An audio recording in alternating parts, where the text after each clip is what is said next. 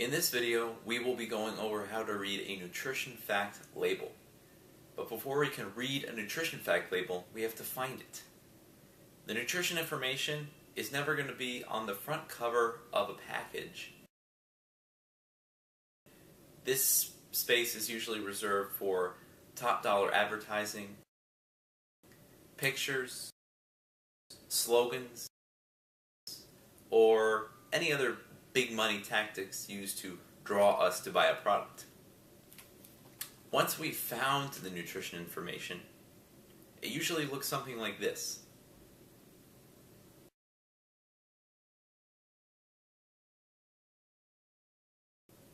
It's going to be a box of numbered information about the nutrients of a food paired with a box listing the ingredients of a food.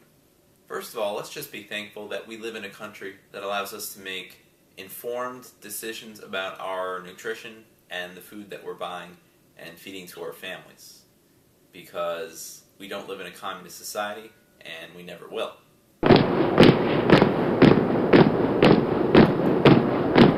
I think I just heard the commies marching. Anyways, let's get to the heart of the matter. And no, not that heart. The nutrition information, the actual numbers. And the first thing we notice when we look at a nutrition fact sheet is the serving size. Now the serving size is not going to be the package, it's going to be however much of the package that the food manufacturer has deemed appropriate for consumption by one person at one time. This can be a small percentage of the total package. It can be 1 piece, 2 pieces, half a cup. It can be any particular measurement that they want to give. So we have to keep in mind how many servings per container, and that information is also given right next to the serving size. The next thing is going to be total calories. Now I know a lot of people freak out when they see a high number of total calories, but we have to look further and see where the calories are coming from. Now, calories from fat are going to be listed right next to calories. This is how many of the calories in the serving size are coming from any type of fat. So we just have to keep that in mind. Okay, the first thing listed as a nutrient is going to be fat. This is going to be total fat, listed in grams and percent daily value. This is how much of fat we need in a day, the percentage out of 100.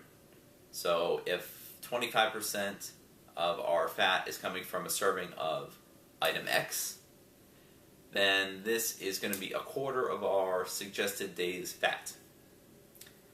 Now, we should also keep in mind that this information is based on a 2,000 calorie a day diet, as every single food label is. So if we need less than 2,000 calories, which a lot of Americans do, we should increase the percent daily value accordingly.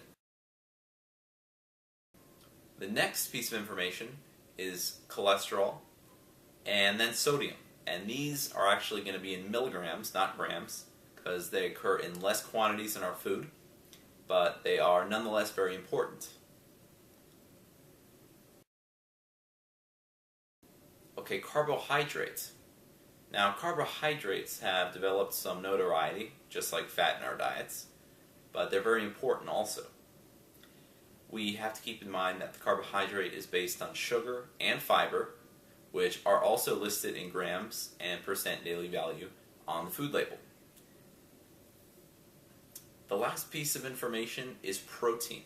This is going to be listed in grams and percent daily value as well.